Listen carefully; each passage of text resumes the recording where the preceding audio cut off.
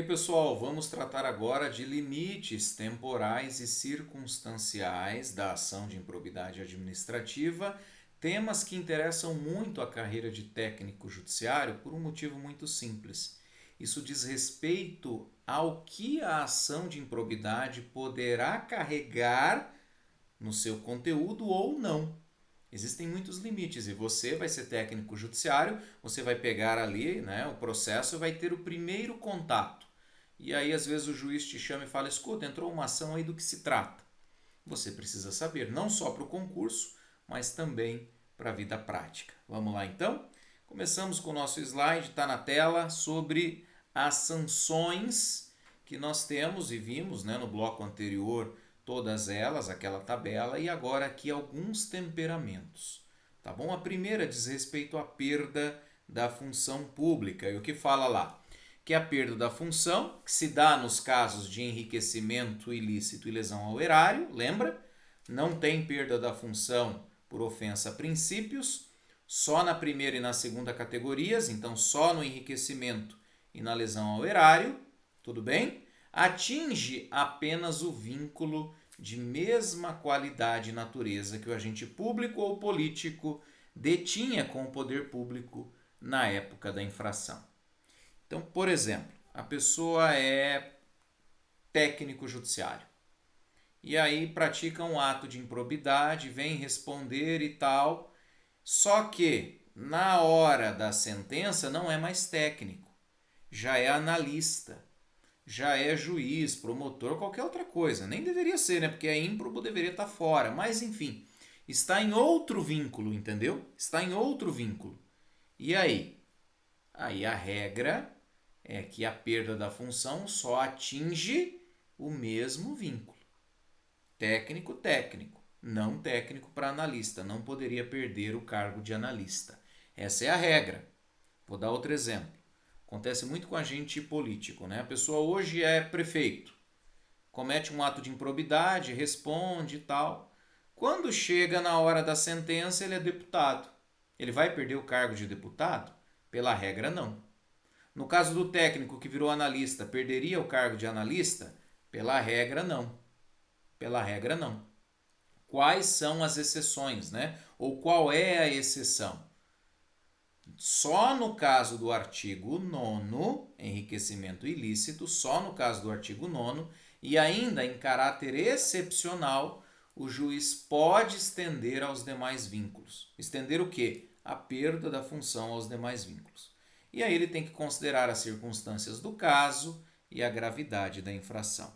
Então, resume, professor, vamos lá.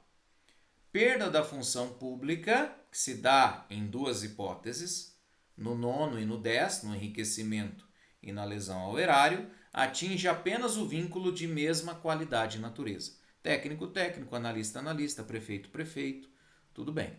Essa é a regra.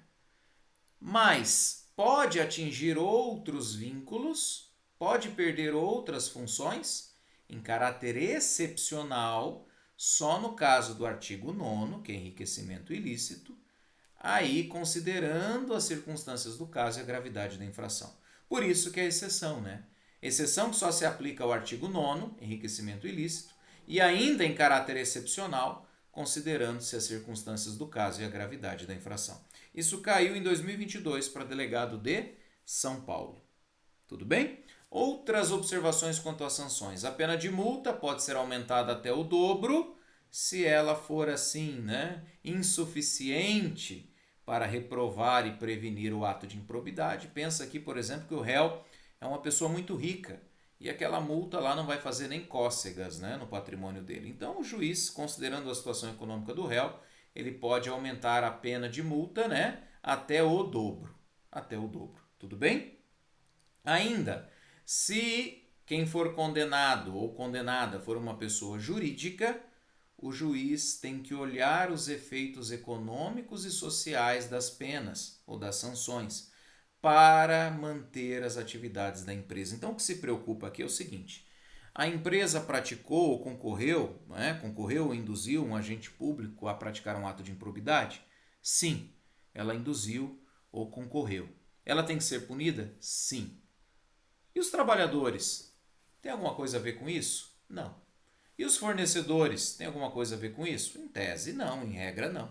Então, por que que eles vão sofrer de forma transversa, né, de forma oblíqua, de forma assim indireta as sanções? Ah, professor, porque a empresa errou, a empresa tem que ser punida, eu sei. Mas a empresa tem que ser punida e continuar as suas atividades. Porque se a punição for tão grave que fechar a empresa, muita gente inocente vai pagar pelo mal feito de alguns, dos diretores, de quem praticou o ato. Correto? Então, o juiz, diz a lei, deve considerar os efeitos econômicos e sociais das penas, das sanções, de modo a viabilizar a manutenção das atividades, de modo que a empresa continue operando. Tudo bem? Tanto que o parágrafo 4º coloca o seguinte, ó, a regra, vou falar logo da regra, é que a proibição de contratar seja no nível do ente público lesado. Então, por exemplo, cometeu lá uma falha no âmbito municipal, a proibição de contratar vai ficar restrita ao âmbito daquele ente público, né, daquele município. Não vai poder contratar com aquele município. Tudo bem? Mas eu posso estender, por exemplo, a todos os municípios de um estado ou a todos os estados da federação? Como exceção, sim, em caráter excepcional, por motivos relevantes e justificados. Aí tudo bem. Como exceção, não como regra.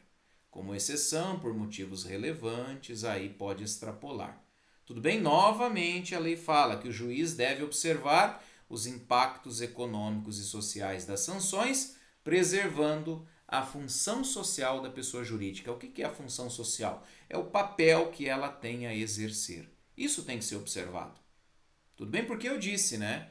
Tem muita gente inocente que não tem nada a ver com isso, tá bem? Então o juiz deve olhar essas questões. Beleza, eu só mudei a telinha ali, tá? Coloquei a minha imagem lá em cima, no canto superior direito, para que você não perca nenhuma palavrinha, nada ali, né? Tava pegando um pedacinho da palavra sanções, então dava para ler, claro, mas o professor mudou para melhorar a sua leitura, né? Ainda, se a ofensa ao bem jurídico for coisa pequena, a lei permite ao juiz aplicar apenas a multa. Claro, né? Sem prejuízo do ressarcimento do dano e da perda dos valores obtidos. Então, por exemplo, eu tenho ações muito pequenas, ações de improbidade que dizem respeito, por exemplo, a um tanque de combustível. A pessoa pegou lá uns litros lá e colocou no carro dela ou pegou o carro da administração e foi até a cidade vizinha num churrasco. É reprovável? É claro que é, muito reprovável. Mas se o juiz entender, é pouca coisa, né? Tava ali 5, 10 quilômetros só e tal, gastou 1 ou 2 litros de combustível, é errado? É errado, sim. Então, nesse caso, fica na multa. Você vai devolver o combustível, vai pagar a gasolina, vai pagar a quilometragem do carro e, além disso, a multa. Eu acho que a multa aqui é suficiente porque a ofensa é menor, né? Uma menor ofensa. Então, vamos ficar na multa? Eu acho que a multa está de bom tamanho. Beleza. Isso é possível, tudo bem? Porque são atos de menor ofensa aos bens jurídicos tutelados. Tudo bem? E aí o parágrafo 6º fala: se tiver lesão ao patrimônio público, a reparação da lei de improbidade deve deduzir outros ressarcimentos que foram feitos nas instâncias criminal, civil e administrativa que disserem sobre os mesmos fatos.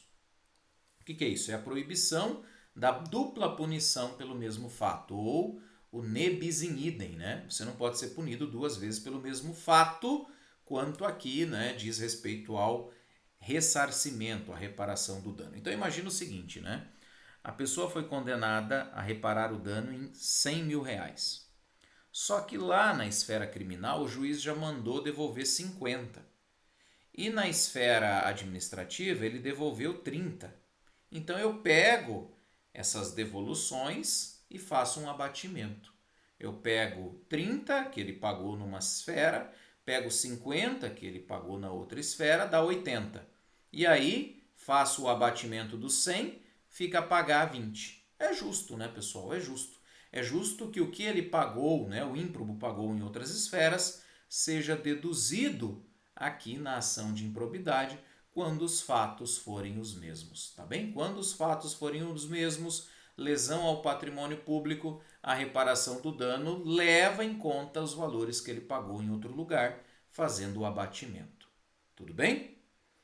E tanto eu falei do non bis in idem que isso está no parágrafo 7º ali. Por fim, o parágrafo 8º fala a sanção de proibição de contratação. Olha que cacofonia, né? Sanção de proibição de contratação. Mas é isso mesmo. Com o poder público deve constar desse cadastro, do SEIS, Cadastro Nacional de Empresas Inidôneas e Suspensas, observando as limitações territoriais da decisão judicial. Ou seja, a decisão tem que dizer é só com o município lesado, é com os municípios de uma região, é com os municípios do estado todo, é com os estados também, é só com o estado da origem, além do município, é geral, Brasil inteiro. Então, essas limitações territoriais devem constar do SEIS. Ainda, importante, né? Nós estamos falando do artigo 12 aqui, e ele fala, as sanções deste artigo só podem ser executadas após o trânsito em julgado. Importante, você é técnico judiciário, quando que você vai poder falar para o juiz, olha, nós podemos começar a execução do processo? Depois do trânsito em julgado da sentença condenatória. O que é o trânsito em julgado? Quando não cabem mais recursos. Trânsito em julgado, não cabem mais recursos, acabou. Tudo bem? Aí podem ser executadas as sanções. Então não tem aquela sanção imediata, né? A punição imediata. Não, não tem. Tem que esperar transitar em julgado para executar as sanções. Agora, fica difícil explicar o parágrafo 10 porque ele fala para a contagem da suspensão dos direitos políticos, ela retroage à decisão colegiada. Decisão colegiada é decisão a partir dos tribunais, não é verdade? Então por que a sanção dos direitos políticos conta lá da decisão colegiada? Pois é, porque a lei quis assim. Então as sanções só podem ser executadas após o trânsito, mas a suspensão dos direitos políticos começa lá na decisão colegiada. A contagem, não a execução, a contagem. É coisa assim que fica difícil a gente explicar, né? Porque está na lei e aí como é uma pegadinha, como é uma minúcia, eu tenho que trazer para vocês. Que eu só posso executar as sanções após o trânsito em julgado, mas que a contagem da suspensão dos direitos políticos retroage desde a decisão colegiada, né? Que é a decisão do tribunal, até, né, contando inclusive dessa decisão colegiada até o trânsito em julgado. Ou seja, o tribunal julgou, já está correndo o prazo de suspensão dos direitos políticos. Claro, é para beneficiar agentes políticos, eu não tenho dúvida disso. Não tenho dúvida disso, tá bem? É para beneficiar aqueles que se valem das eleições ali, porque estariam inelegíveis. Beleza? Seguimos. Falamos, né, que a apuração do Ministério Público pode se dar por inquérito civil ou por procedimento investigativo assemelhado, além do que o Ministério Público pode instaurar o inquérito, pode requisitar, na verdade, a instauração do inquérito. O Ministério Público ele instaura o inquérito civil e requisita o inquérito policial. Deixa eu deixar bem claro isso. O Ministério Público instaura o inquérito civil, então lá no Ministério Público mesmo, ele vai baixar uma portaria, ele vai baixar um ato instaurando o inquérito civil ou o procedimento investigativo. E ele requisita o inquérito policial ao delegado de polícia, que é a autoridade policial. Então, cuidado, cuidado. O Ministério Público instaura inquérito policial? Não. Ele requisita a instauração do inquérito. O Ministério Público instaura o inquérito civil. O civil ele pode instaurar lá na promotoria. O policial não. O policial ele requisita e quem vai instaurar é o delegado de polícia. Tá bem? Nesse inquérito civil, nas apurações do ilícito, né, o investigado pode se manifestar por escrito e juntar documentos, tá bem? Então o investigado tem ali o direito de se manifestar, tem o direito de juntar documentos que ajudem a comprovar as suas alegações e auxiliem na elucidação dos fatos. Tudo bem? Então garante-se ao investigado a oportunidade de manifestação e juntada de documentos. E como eu já falei, né, a instauração do inquérito civil suspende a prescrição, é um pause por até 180 dias corridos, E aí, concluiu ou esgotou o prazo, volta a correr. Volta a correr significa play, dá o play de volta. E ainda por fim, né, nós também comentamos isso, que o inquérito civil deve ser concluído em 365 dias, prorrogável uma vez por igual período, mediante ato fundamentado do promotor ou do procurador da República, do membro do Ministério Público, que deve submeter essa prorrogação à revisão superior, à revisão do órgão ministerial. Tudo bem? Encerrado o prazo do inquérito civil, o Ministério Público tem 30 dias para propor ação ou arquivar o inquérito. Joia? Com isso nós terminamos. Agora sem questões, porque nós ainda não temos, né, perguntas com esse grau de especificidade. Aqui tinha, nós já respondemos, portanto não vamos responder perguntas porque não há ainda questões formuladas. Tudo bem? Seguimos até o próximo bloco.